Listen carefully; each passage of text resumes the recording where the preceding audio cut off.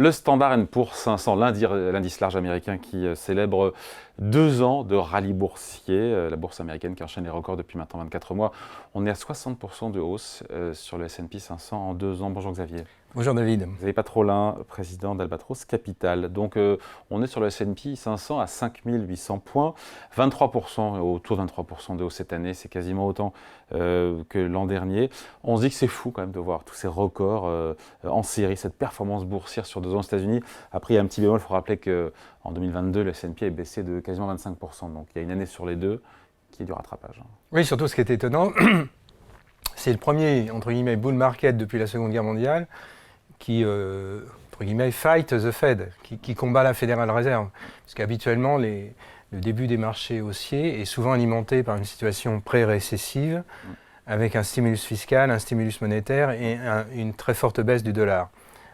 Ce n'est pas trop le cas là.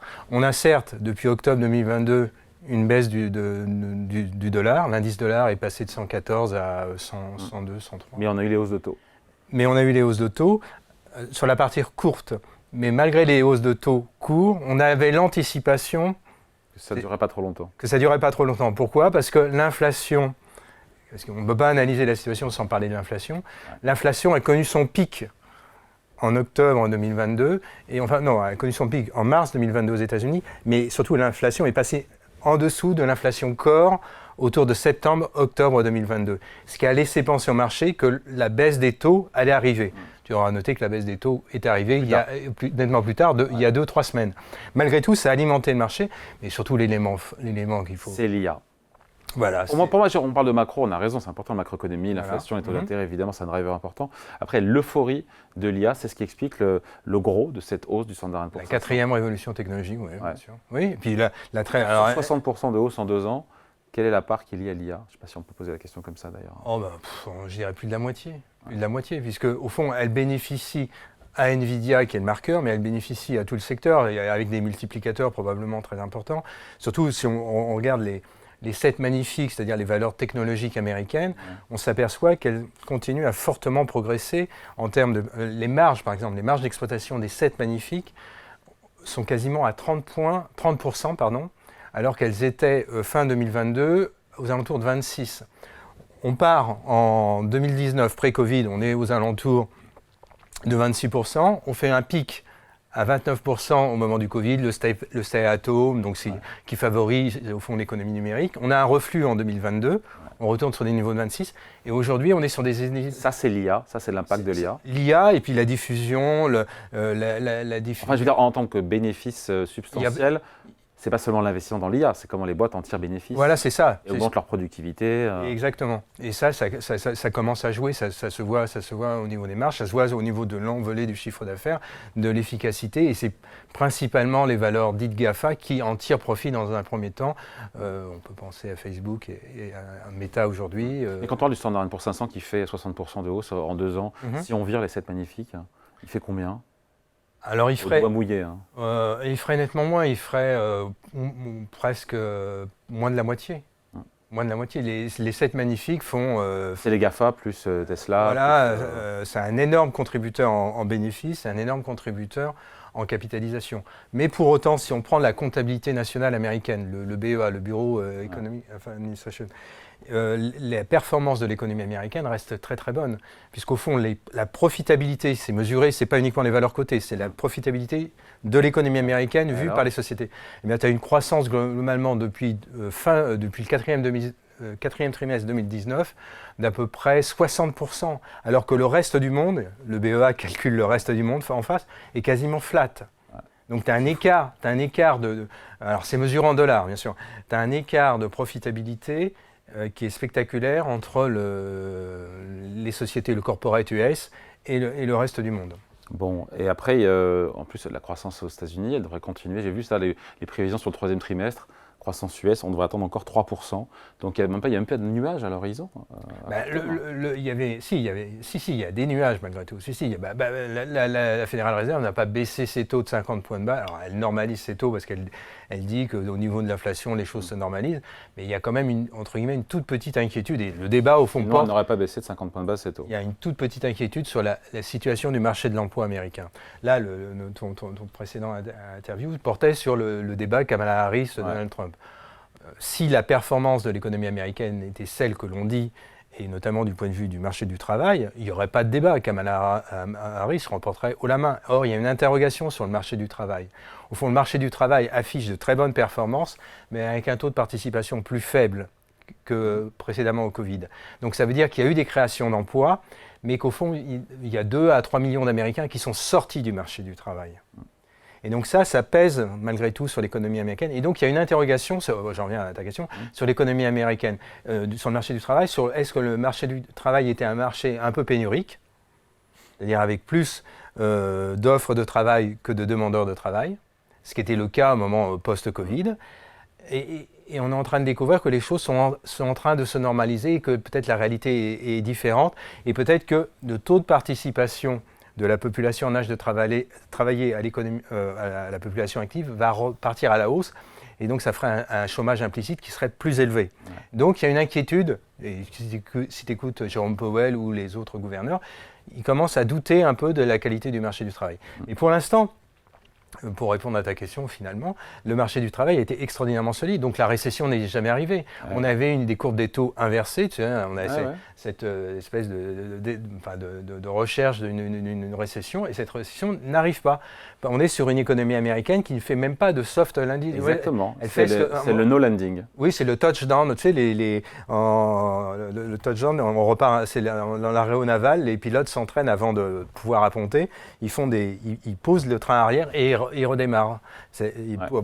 Pour habituer à... Notamment parce que l'environnement monétaire aux États-Unis va devenir de plus en plus accommodant. Et on se dit que ça peut propulser encore, parce qu'après 2 ans de record et 60% de hausse sur le S&P, ça peut redémarrer avec cet environnement monétaire. Oui, puis avec éventuellement une baisse additionnelle du dollar.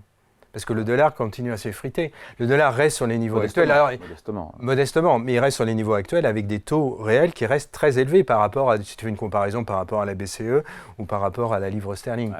Donc ça veut dire que si la baisse des taux de la Fédérale Réserve s'amplifiait, toute chose égale par ailleurs, parce que les mouvements de change ne se limitent pas au spread de taux courts, on pourrait avoir une baisse du dollar qui viendrait stimuler additionnellement l'économie américaine. Xavier, on est en bull market. Maintenant, c'est sûr. Combien de temps ça dure historiquement ? Et est-ce qu'il faut regarder d'ailleurs ce qui se passe historiquement pour comprendre ce qui peut nous arriver ? Combien de temps ça peut durer ? Est-ce que ça peut aller plus haut ? Et qu'est-ce qui peut casser un bull market ? Alors, traditionnellement, ça dure entre 3 et 5 ans. Mais celui-là est très atypique. Il est très atypique parce que la situation qui précédait le Covid et la stimulation qu'on a suivie est très atypique.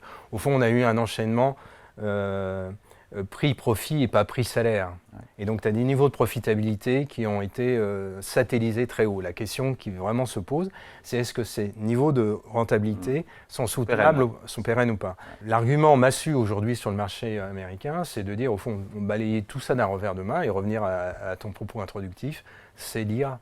L'IA, c'est quoi ? C'est la 4e révolution dite industrielle.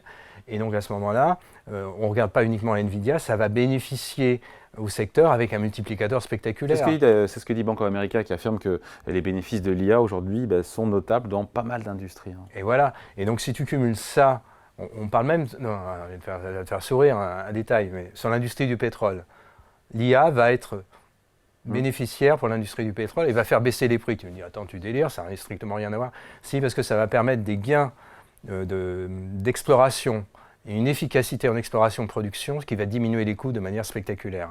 Avec l'IA, tu vas pouvoir adresser des data absolument spectaculaires et tu vas pouvoir faire des forages avec une performance d'extraction qui sera très supérieure à ce qu'on connaît aujourd'hui. Mais on peut décliner.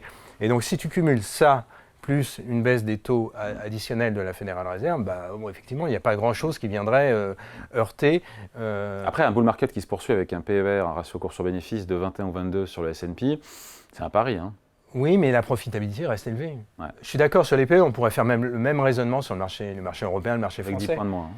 Oui, Oui, mais je vois des propos sur certains blogs où les gens disent mais c'est du délire, hein, des PE à 13, 14 ou à 16, c'est du délire. Oui, mais quand on corrige du niveau de rentabilité des marges d'exploitation, là, on est globalement, on retient qu'on est globalement 25 à 30% de marge d'exploitation, supérieure à ce qu'on connaissait pré-Covid. Donc on a bien, et c'est ça la question, c'est combien de temps on tient sur ces niveaux-là. Donc on se dit quoi alors? Un bull market qui est atypique et donc qui ne durera pas 3 ans ou 5 ans. Quelle élection aussi après? Et ben voilà. L'élection américaine. Si c'est Trump, on peut supposer que le marché pourrait le saluer, mais ce sera nettement plus inflationniste. Taxes de douane et tout ce qui s'ensuit, une volonté de baisser les impôts, donc d'amplifier le déficit budgétaire qui est déjà aux alentours de 6,5%. Le déficit de la balance des paiements. Donc ça pourrait, et puis la géopolitique, parce qu'au fond, les marchés ont été, alors là, c'est pas uniquement marché américain, nord-américain, c'est l'ensemble des marchés mondiaux, ont été parfaitement insensibles à l'enchaînement du conflit russo-ukrainien. C'est une surprise, ça d'ailleurs, ça.